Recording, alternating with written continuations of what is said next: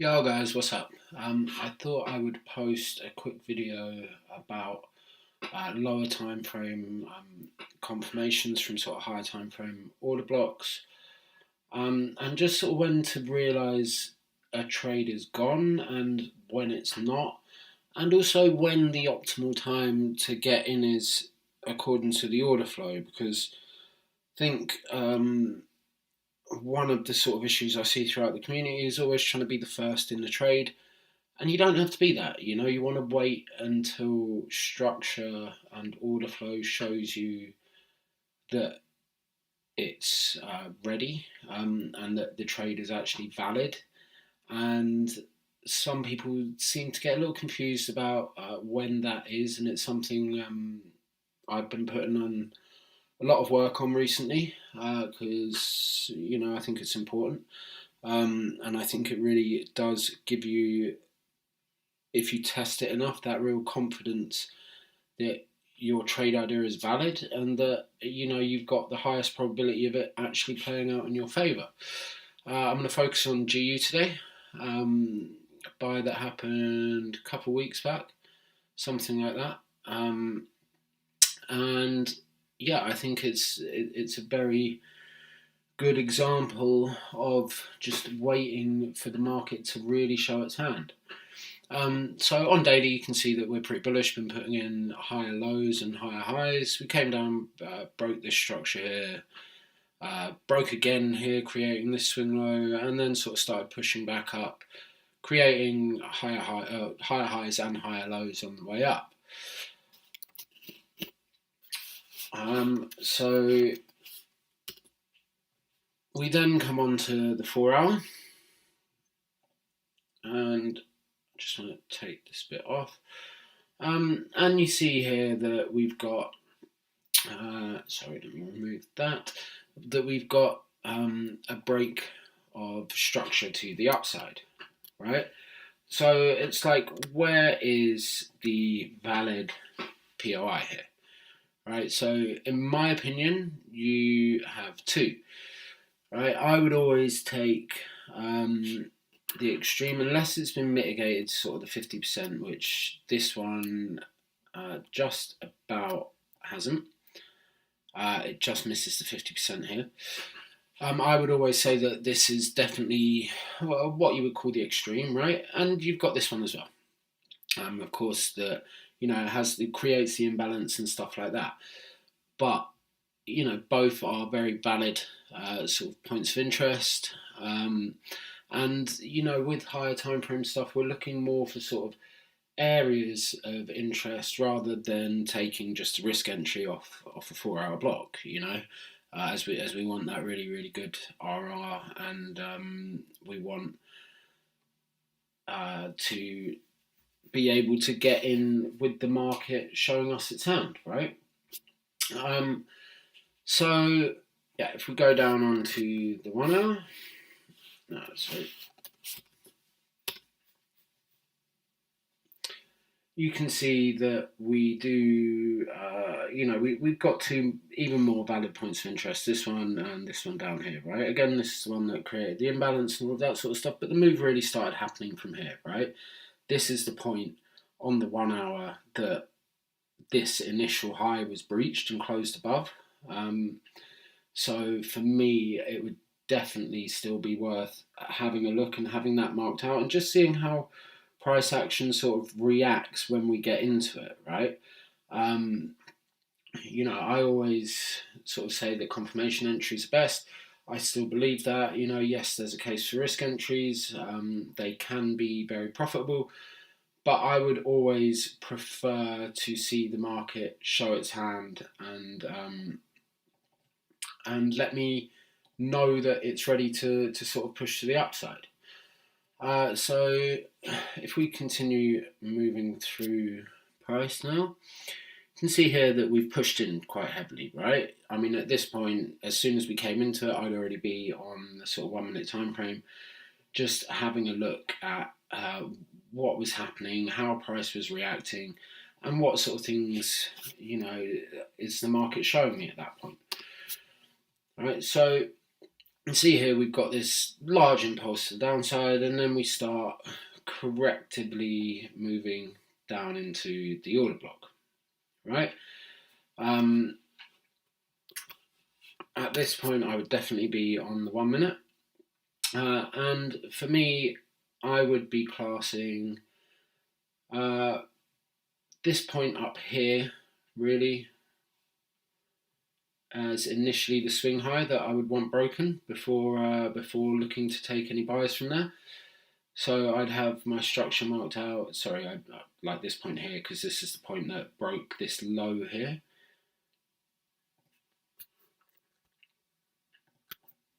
So unless this point is breached, I wouldn't really be interested in buying it because of the amount of momentum that we're seeing to the downside, right? So then we come in, we retrace up a bit,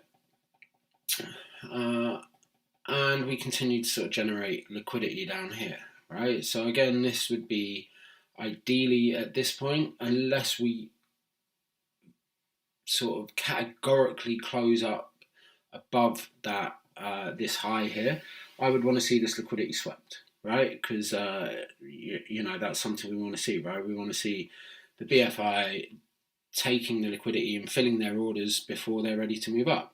So we continue to push up, and then again we start to range a little bit, and eventually we come down and we break this low again, right? So sweeping the sort of sell side liquidity here, which is brilliant. All the sort of things that I want to start seeing, right? So at this point we have broken this structure here, right? And it's about looking for the right sort of structure. Remember that M1 can be very noisy. It can be difficult to read at points. So just wait, be patient, right? That's all you need to be, right? So at this point here, I would have this as my swing high, right? I wouldn't necessarily look at this because this is, yes, it's structured, definitely. It's a pullback, but it's on the 1 minute time frame, and it's, you know, on the 1 minute structure, as I said, can be very noisy and it can be very difficult to read. So just practice a little bit of patience with it, right? So I would have this as my swing high, right? Ideally, again, I would want this breached before looking for buys, because that's the point where the last real injection of sales started, right? So that's the last point that the money is at. You know, we can start saying, yes, once it breaks here, we can start looking. Fine. For me, I would ideally like the swing high broken always, just because it's safer. You know, I like my money, I want to look after it. We come down, we then sort of start creating somewhat of an accumulation schematic. Again, I'm not going to really search it, mark it all out, because I don't think Wyckoff is a tool. I think structure and liquidity are the most important things, and Wyckoff should be used as complements if that's something you want to look into. So then we push down, again, breaking structure here. For me, I would still have this as a point that I want breached, ideally. You know, yes, this is definitely another sort of point of interest now. So with the right confirmations, I would potentially be looking to get in after this area is broken. So let's just carry on playing price through and see what it does. Right, so this is where the devil in the details really comes in, right? There's tiny, tiny little things here that will show you what is happening, where price is moving, what it's doing, what banks are trying to do, and what they've accomplished already, right? So here we break this sort of high here, right?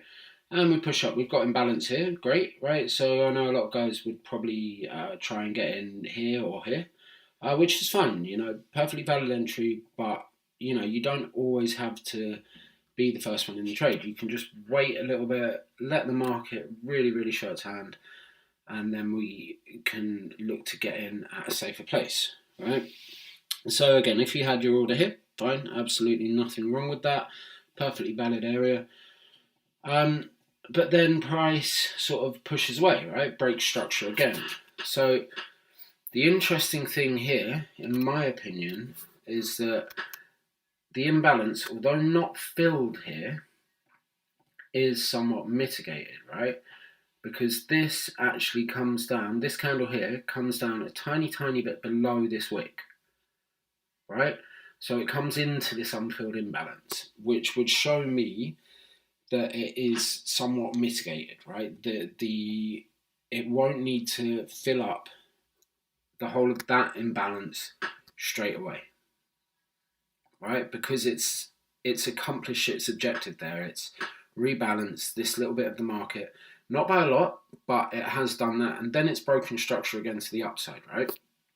Then there's a couple of really interesting things that happen, right? We break structure, then we try to push down again, but we get this big engulfing candle. Right? What does an engulfing candle tell you? It tells you a couple of things, right? It tells you that someone has tried to sell the market and someone with larger interests has pushed it back up. It's also taken liquidity on like the very low time frames from below this low, right? Mitigated this imbalance here, right? Not tapped into this again, but it's somewhat mitigated this, right? So for me, I wouldn't be looking at this area anymore. I definitely wouldn't be looking at this area now because we've had this big push up. We then get an inside bar, which I've spoken to a few people about. It's just a theory I'm working on, but for me that shows a range on a lower time frame. So, it's either going to continue pushing down from here, or this is where they've stacked buy orders after the engulfing candle, and they'll look to continue to push up from here, right? So price pushes up, right? Messes around a little bit, creates some form of liquidity here, not technically equal lows or anything like that, but there's definitely some form of liquidity resting below there, right? So what would I be expecting now? I would be ideally expecting some form of mitigation of this area, somewhere in here, somewhere in this inside bar, or somewhere in this wick.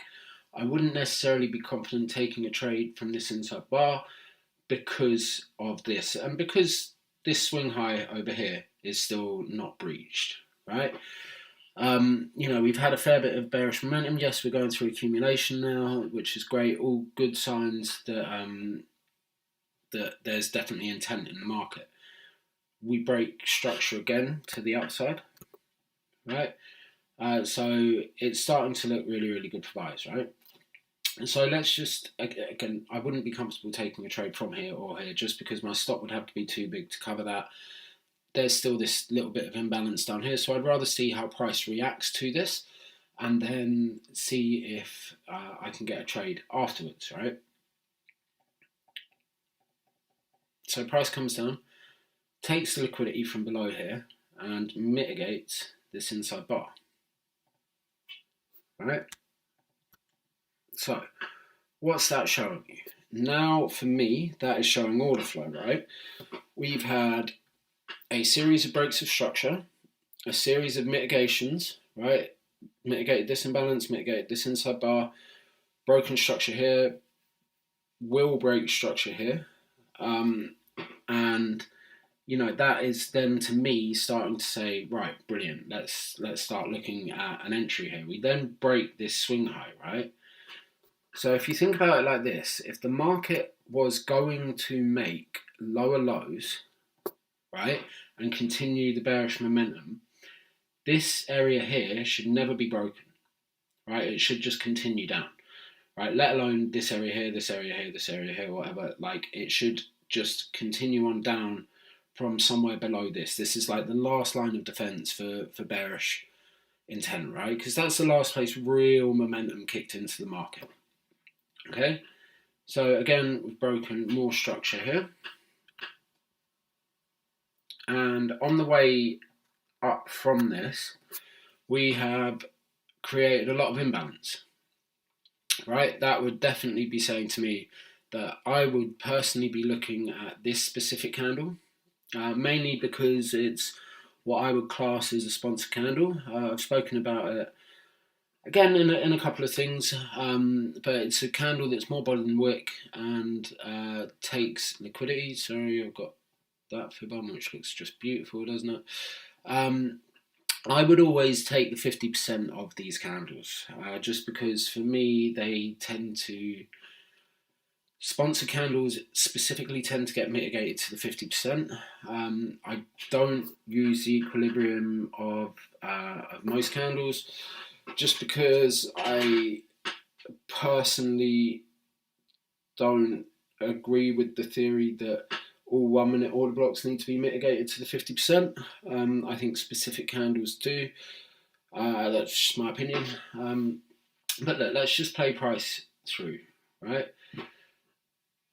So I would then just be waiting. I mean, at this point, I would have set an order, definitely. I would be even more comfortable if we get some form of liquidity generated underneath. And I mean, for me, I wouldn't feel the need to put much buffer at all below this. Maybe enough to cover spreads, something like that. Because my idea would be that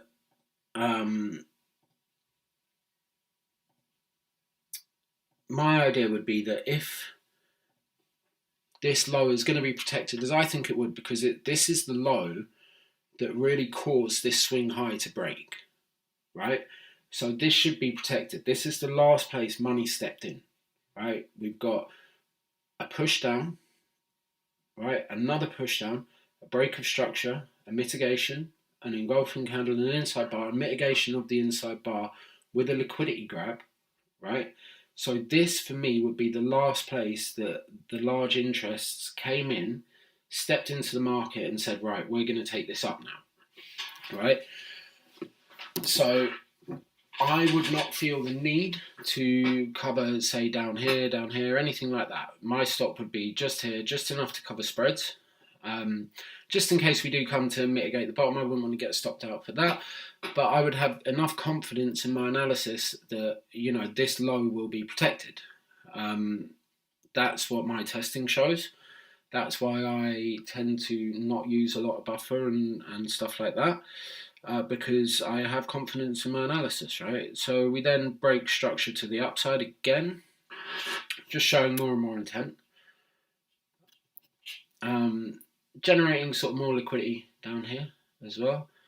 As I've said previously, there is liquidity beyond every high and every low in the market, right?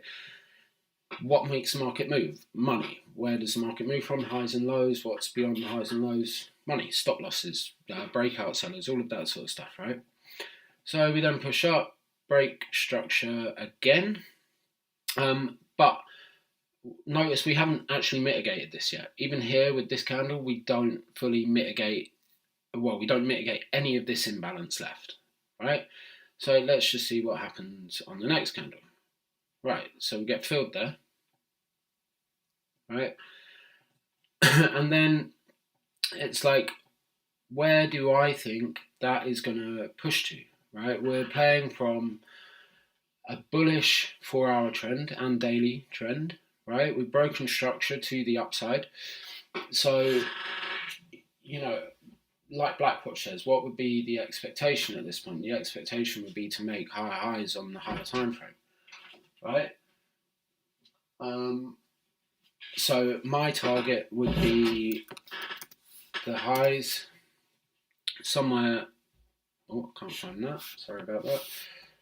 My target would be the highs up here, minimum the highs up here, potentially further, but that's a safe place up here. We've also got liquidity resting there, right? So market targets liquidity, obviously.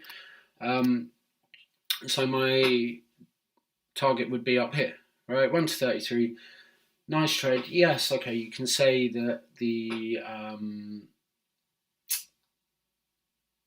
reasoning behind it is somewhat more complex, but it's safer, It's like saying, right, none of these entries, or this entry wouldn't have been filled, right? Because if you took this entry wouldn't have been, or this entry I wouldn't have been comfortable taking.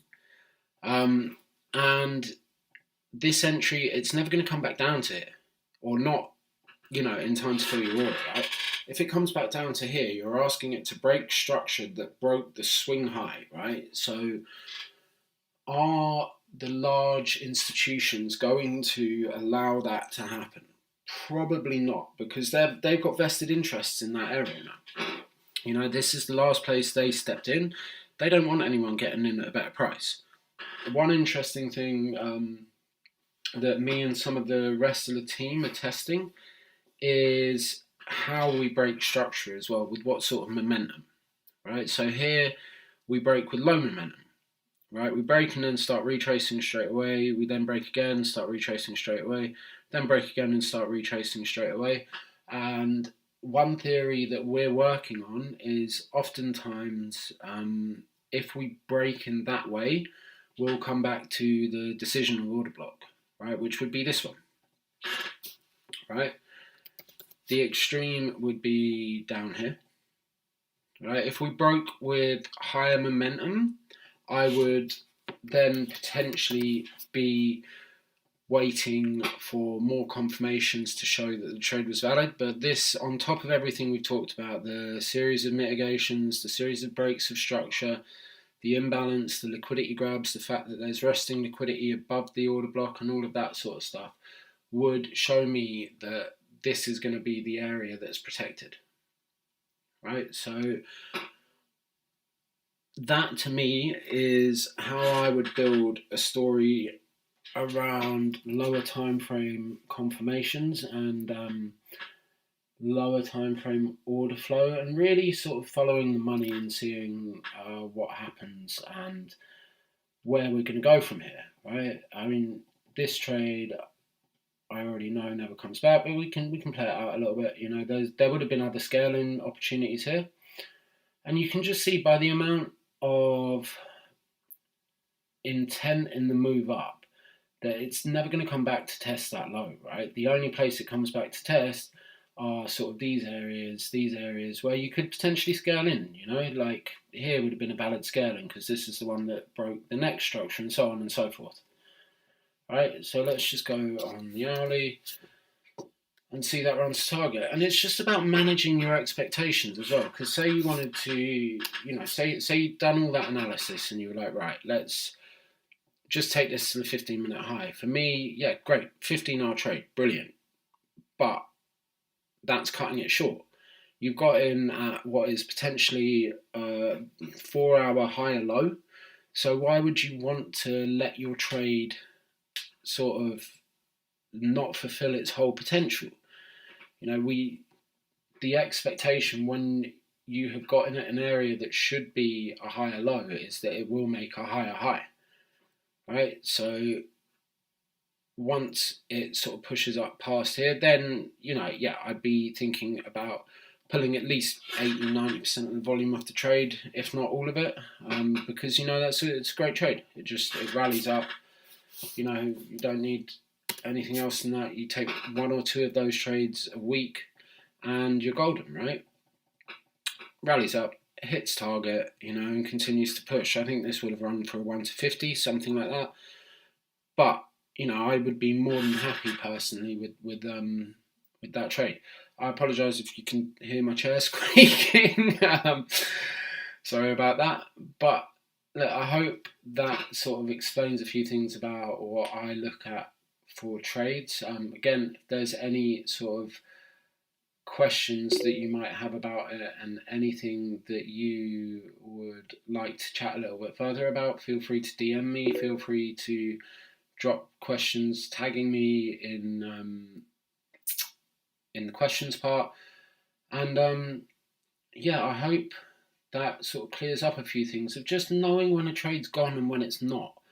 Because I know a lot of guys would be saying, oh, that trade just left without me, blah, blah, blah. But at that point, it really hasn't. At that point, it's, you know, at the entry I took, that's the first time the trade is really ready. It's the first time the real true swing high has been broken.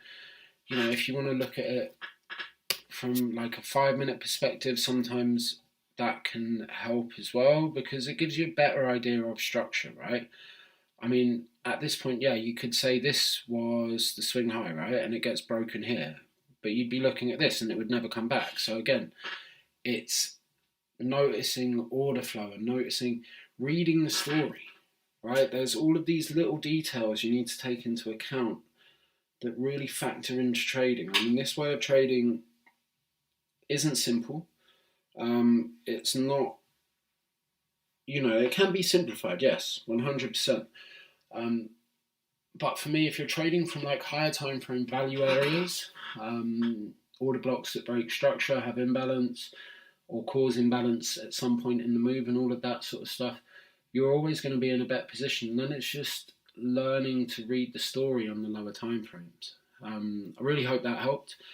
Yeah, let's all have a great week, guys. If I don't sort of do another video before Christmas, hope everyone has a brilliant Christmas, brilliant New Year, and let's all smash 2021, because I think the community is going in very much the right direction.